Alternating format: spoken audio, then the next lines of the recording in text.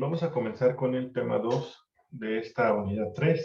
La unidad, recordando, se llama comprensión lectora y construcción escrita en sus diferentes niveles de complejidad. Ya vamos a ir adentrándonos un poquito más, ahora sí, a los niveles de complejidad dentro de la escritura. El tema se llama el análisis de textos. Recordemos que también comentamos, al comprender la estructura de un texto, al analizar un texto, al saberlo escribir, también de manera obligada vamos a mejorar nuestra comprensión lectora. Por eso la materia se llama habilidades de lectoescritura, porque van de la mano. Este tema, análisis de textos, comprende a su vez dos subtemas. El primero de ellos es composición de textos argumentativos y el segundo es textos literarios, nociones de retórica y poética. Vamos al primero de ellos. ¿Qué son los textos argumentativos? Y ya hablamos sobre estructuras de oraciones, estructuras de párrafos, estructuras de textos, tipos de párrafo, tipos de texto, y hablamos por ahí de los párrafos de argumento y los textos argumentativos. Lo vimos de una forma somera, ahora lo vamos a ver a detalle un poco. Composición de textos argumentativos. Los textos de esta naturaleza presentan recursos, justificaciones y alegaciones, es decir, argumentos, cuyo objetivo es persuadir al lector sobre un determinado punto de vista, persuadir o convencer al lector. Yo voy a plantear mis argumentos valiéndome de recursos, justificaciones y alegaciones, de tal forma que quien lee el texto que yo redacte pueda ser convencido de mi punto de vista. Esa es la finalidad de un texto argumentativo, ¿sale? Este texto argumentativo, de hecho, lo han estado trabajando, incluso esta semana entregaron un texto argumentativo y por eso lo han estado manejando, porque es uno de los más usados como recurso escolar. ¿Por qué? Despierta en ustedes la capacidad de expresar ideas, de plantear ideas propias, de poder plasmar sus opiniones y su postura sobre determinado tema. Aunque si bien en las actividades se les ha pedido que, o más bien se les ha guiado, se les ha dado un tema específico que es sobre el que han trabajado, ¿no? Nosotros les decimos sobre qué y ustedes lo hacen, pero finalmente si leen un trabajo diferente al de ustedes, van a ver que la opinión es distinta también. Es decir, en un texto argumentativo ustedes plasman las ideas, opiniones y posturas personales, argumentando también desde su perspectiva el tema determinado. Por eso es que es uno de los recursos más utilizados en la etapa escolar. Bien, como regla general, los textos argumentativos deben ser coherentes. Existen dos tipos de argumentos. Pero antes de ir allá, vamos a ver las características. Comenzamos con planificación y de ahí vamos leyendo hacia la derecha. Estas son las características que debe contener un texto argumentativo. Primero, la planificación. ¿Por qué es importante? Nosotros debemos planear, hacer una especie de boceto, puede ser mental o escrito, en el cual se estructure, y vamos al punto 2, pero se prevé, por eso es planeación, vamos a prever de lo que vamos a hablar. Si ya tengo el tema es más fácil, si no lo tengo, tal vez debo delimitar primero el tema, para poder sobre eso plantear un esquema previo al inicio de la redacción o de la creación de mi texto como tal. Eso es planeación o planificación. Posteriormente viene la estructura. La estructura, ¿qué es? ¿Cómo voy a acomodar mi texto? ¿Cómo lo voy a ordenar, a jerarquizar? De eso se trata la estructura. Bien, posteriormente ya viene dentro de esa misma estructura, o va de la mano al menos, las partes del texto. ¿Cuáles son las partes del texto? Ya lo hemos mencionado en reiteradas ocasiones. El texto tiene una introducción, un desarrollo y una conclusión. Y tiene que ver también con la estructura. ¿Por qué? Como voy a plantear una introducción, un desarrollo y una conclusión. Si mi texto es breve, mi texto argumentativo es breve, por ejemplo, de 3 párrafos, atendiendo a las partes del texto lo debo estructurar así. Un párrafo para la introducción, un párrafo para el desarrollo y un párrafo para la conclusión. Posiblemente el de desarrollo es el más extenso, porque voy a desarrollar la hipótesis y ahorita vamos para el paso 4 o la característica número 4. Entonces, las partes del texto es invariablemente introducción, desarrollo y conclusión. La estructura va a depender también de la extensión. Por ejemplo, si mi texto no es tan breve como para decir son 3 párrafos, si fueran, por ejemplo, 5 párrafos, bien podría yo dotar un párrafo dentro de la estructura, un párrafo para la introducción, 3 párrafos para el desarrollo y un párrafo para la conclusión. Siempre el desarrollo va a ser más extenso y también ya lo habíamos mencionado, ¿sale? Es decir, la estructura y las partes del texto van de la mano porque vamos a estructurar de acuerdo a la extensión del texto y cuánto pretendemos abordar. Todo va concatenado porque el número de argumentos que voy a usar también tiene que ver con la estructura y, bueno, también se van a utilizar dentro de las partes. Bien, tienen hechos o hipótesis, tienen un planteamiento, porque para que yo pueda argumentar, no puedo argumentar al aire, yo tengo que argumentar sobre una hipótesis o planteamiento.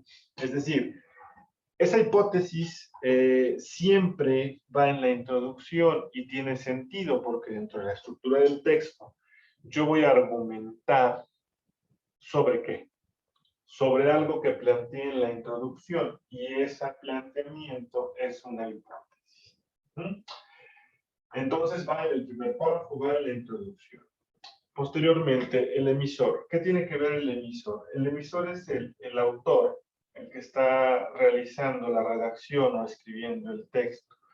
Y el emisor juega un papel importante en la redacción porque, como ya dijimos, en los textos argumentativos van a plasmar ideas personales, puntos de vista personales. Por lo tanto, es importante que la redacción y el desarrollo del texto contenga el punto de vista o la opinión personal del emisor. He ahí el papel tan importante del emisor o autor, que viene siendo en este caso lo mismo. ¿Sí? Posteriormente viene la demostración, otro elemento importante porque la finalidad de un texto argumentativo es convencer. Si yo planteo una hipótesis en la introducción, debo defenderla y convencer al lector, demostrar que mi hipótesis es verdadera, aunque no lo sea. ¿Sale? Cuando hablamos de hipótesis falsas, tal vez hablamos de falacia, pero si la estructura de mi texto o el tipo de texto que estoy empleando es argumentativo, aún mi hipótesis sea mentira, yo debo defenderla hasta el final y tratar de demostrar que es verdadera, aunque no lo sea. De eso se tratan los argumentos. Y por último, el último elemento son precisamente los argumentos. Utilizamos 2 tipos de argumento en nuestros textos. El primero de ellos son los argumentos coherentes. En los argumentos coherentes se van a guiar más o a enfocar hacia la emotividad o la parte afectiva. Es decir, se van a apegar a la emoción del lector para que éste pueda ser convencido. Esos son argumentos coherentes. Es decir, de tal forma que el lector al verlo diga, pues sí me hace sentido, es coherente. Pero sin perder de vista la parte emotiva o afectiva. Esos serían los argumentos coherentes. Y los argumentos lógicos emplean razonamientos, emplean la lógica y requieren de alguna forma, al emplear la lógica, cierta comprobación. Cuando hablamos de lógica, pues desde el punto de vista filosófico es una percepción racional que tiene lógica, por eso de ahí viene el término, pero es una como percepción racional de las cosas. Los argumentos lógicos implican ya un proceso intelectual. Y normalmente se estructuran, los razonamientos lógicos normalmente se estructuran como con tres elementos, ¿no? Por ejemplo, o dos elementos y una respuesta. Por ejemplo, un argumento lógico. Todos los hombres son malos. Juan es hombre. La respuesta o la conclusión, perdón, premisa A, premisa B, conclusión. Premisa A, todos los hombres son malos. Premisa B, Juan es un hombre. Conclusión, Juan es malo. ¿Sale? Ese tipo de argumentos son los argumentos lógicos y esa es la estructura esencial. Entonces, recapitulemos. Planificación, las nociones previas, lo que vamos a preparar antes de la estructura es cómo voy a distribuir mi texto, las partes del texto es respetar los lineamientos, introducción, desarrollo, conclusión. La hipótesis es el planteamiento que yo voy a dar en mi introducción y que voy a defender en mi desarrollo y a comprobar o demostrar en mi conclusión. El emisor juega un rol importante porque la finalidad de un texto argumentativo es plantear el punto de vista del emisor. La demostración tiene que ver con la hipótesis porque debo convencer a mi lector de que mi planteamiento es válido. Los argumentos es como el camino que voy a emplear para llegar a esa demostración. Normalmente la estructura sería así. La hipótesis se plantea en la introducción, se demuestra durante el desarrollo y, se demuestra durante la conclusión y se argumenta durante el desarrollo. ¿Correcto? Entonces, esta es la estructura básica de un texto argumentativo. Aunque ya lo hemos visto y trabajado, bueno, aquí nos vamos adentrando un poquito más. Ahora, dentro de los textos argumentativos también hay varios tipos de texto argumentativo. Hablamos de los tipos de argumento, pero ahora hablaremos de los tipos de texto argumentativo. Los argumentos de apoyo defienden la tesis a partir de redundancias o reiteraciones. ¿Qué utilizamos para redundancias o reiteraciones? Pues citas textuales o citas de autores que se pueden considerar con expertos en la materia o autores que pudiéramos decir que tienen el dominio del tema y bueno, vamos a defender a partir de estas reiteraciones nuestra propia tesis. Por eso decimos que utilizamos argumentos de apoyo. Aquí intervienen las citas. Párrafos de cita puede ser un argumento de apoyo en los textos argumentativos. Bien, argumentos contrarios. El autor coloca citas o ejemplos de otros autores, pero que van en contra, a diferencia de los argumentos de apoyo, que serían citas que van a favor de mi propia tesis. En los argumentos contrarios, el autor coloca citas o ejemplos de otros autores que van en contra de lo que el escritor desea defender. ¿Sale? ¿Cuál es la finalidad de un argumento contrario? No se trata de contradecirme para quedar mal, al contrario, válgame la redundancia, ¿no? Un argumento contrario me va a ayudar a darle fuerza a mi propio planteamiento. ¿Ok? La argumentación lógica son argumentos basados en principios básicos de la lógica, tales como la ley de causa-efecto. Esos argumentos siguen la estructura de los silogismos. Es un silogismo, ya lo dijimos. Premisa A, premisa B, conclusión. Esos son los argumentos lógicos. A partir de hechos probados se refieren a datos estadísticos. También por ahí vimos estadística la unidad anterior. Y estos datos estadísticos o porcentajes que se han obtenido previo estudio de un caso nos van a ayudar a fortalecer mi hipótesis. En este caso, hablamos de los argumentos a partir de hechos probados. Ya hubo un estudio previo y tomo esas cifras para fortalecer mi argumento. A partir de ejemplos, esos argumentos se basan en ejemplos para defender la tesis o preposición. Es decir, yo voy a decir, no sé, comer hamburguesas en McDonald's es malo a largo plazo, por ejemplo. Es el planteamiento. Pongo un ejemplo. una persona que consumió hamburguesas de McDonald's todos los días durante 6 meses y aumentó sus niveles de colesterol, etcétera, etcétera. ¿No? O sea, ese es un ejemplo de un caso práctico. Y ese ejemplo me va a permitir defender la tesis o proposición. ¿Sí? Ojo, no hablo de estadísticas de estudios, sino de un ejemplo aislado. Argumentos de autoridad. Consiste en colocar citas u opiniones de instituciones o personas notables para otorgar credibilidad a la idea que se está defendiendo.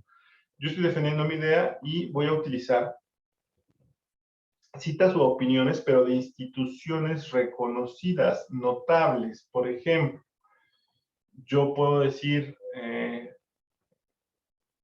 la ONU, la Organización de las Naciones Unidas, considera que el manejo de la pandemia en México no ha sido adecuado, por ejemplo.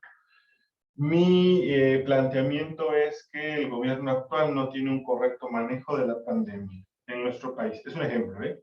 No digo que así lo sea. Entonces, yo voy a utilizar un argumento de autoridad. La Organización de las Naciones Unidas o la OMS, la Organización Mundial de la Salud,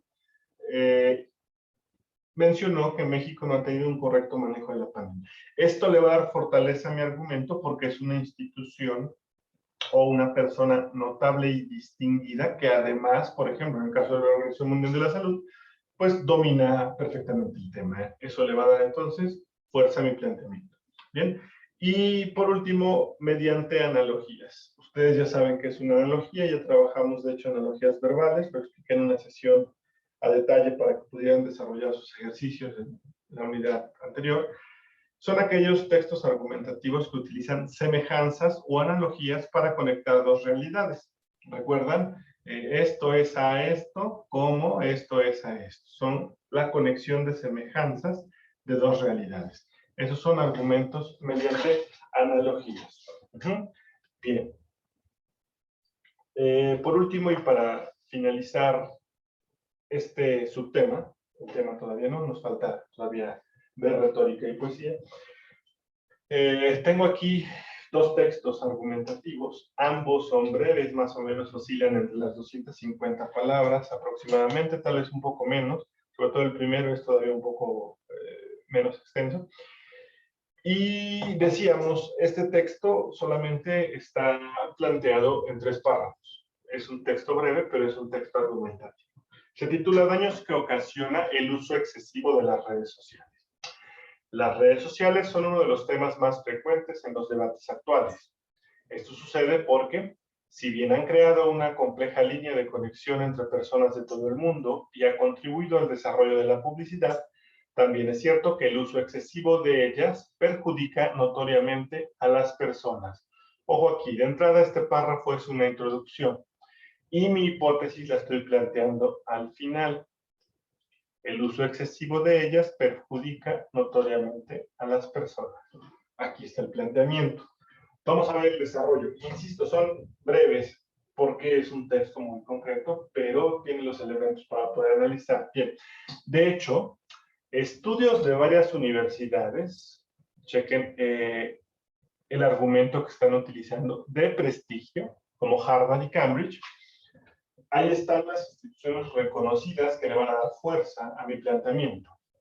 Han logrado demostrar que las redes sociales ocasionan varios trastornos cognitivos. Estoy fortaleciendo el hecho de que el uso exclusivo perjudica notoriamente a las personas, sobre todo en las personas más jóvenes. Entre los síntomas se han logrado diagnosticar problemas como ansiedad, dependencia e insomnio e incluso inseguridad. Entonces, ya estoy dando incluso posibles diagnósticos de personas que hacen un uso excesivo y entonces estoy demostrando a través de instituciones reconocidas, Harvard y Cambridge, cómo el uso de las redes sociales en exceso perjudica a las personas. Bien, vamos a ver si podemos analizar elementos de la conclusión en el último párrafo. Esto sin contar el ciberacoso, que le ocurre a cientos de miles de personas en todo el planeta. Para solventar este problema, las instituciones deberían crear iniciativas que promuevan el uso consciente de las redes sociales. Primero, doy por hecho, debido a el argumento en el desarrollo, los argumentos planteados en el desarrollo, que es perjudicial. Finalmente, para cerrar, digo, esto sin contar el ciberacoso que le ocurre a cientos de miles de personas en todo el planeta. Y ahora sí concluyo para solventar este problema y doy un planteamiento de solución a mi hipótesis. ¿Cuál es la posible solución? Crear iniciativas que promuevan el uso consciente de las redes sociales, es decir, disminuir el uso excesivo. ¿Queda claro? Aquí tenemos un texto breve, pero tiene bien delimitada una introducción, un desarrollo y una conclusión. Bien, a manera de ejemplo también tenemos un segundo texto, este tiene 4 párrafos, vamos a ver cómo está estructurado. El texto se llama La necesidad de la inmigración. Bien, actualmente son muchos los países que se preocupan por las inmigraciones masivas. Esto se puede apreciar en las caravanas de inmigrantes que proceden de África o Centroamérica, que coloca a las autoridades de los estados en un dilema ético y político bastante considerable.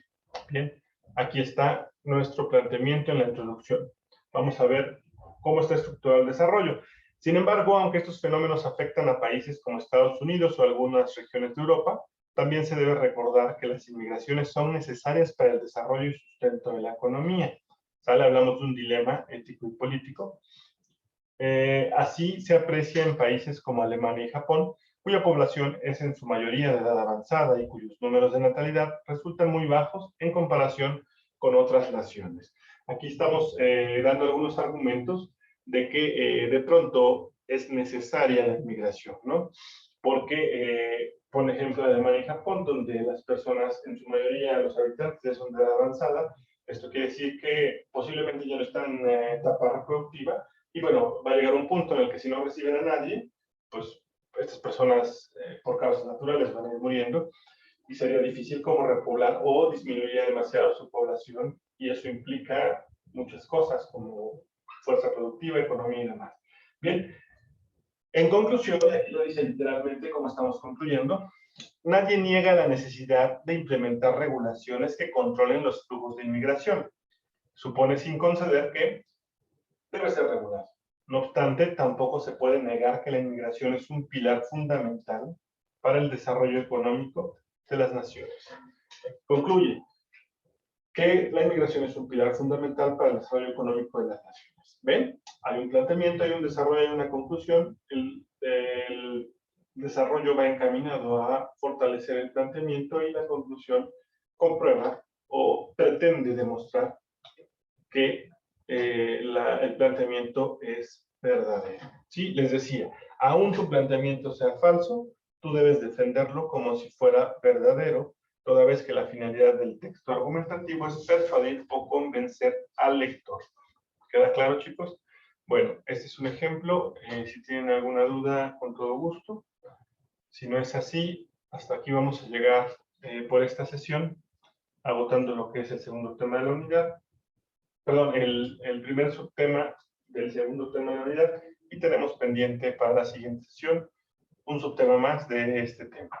¿Sale, chicos? Quedo pendiente de dudas también vía WhatsApp o en sesión sincrónica. Gracias por su atención.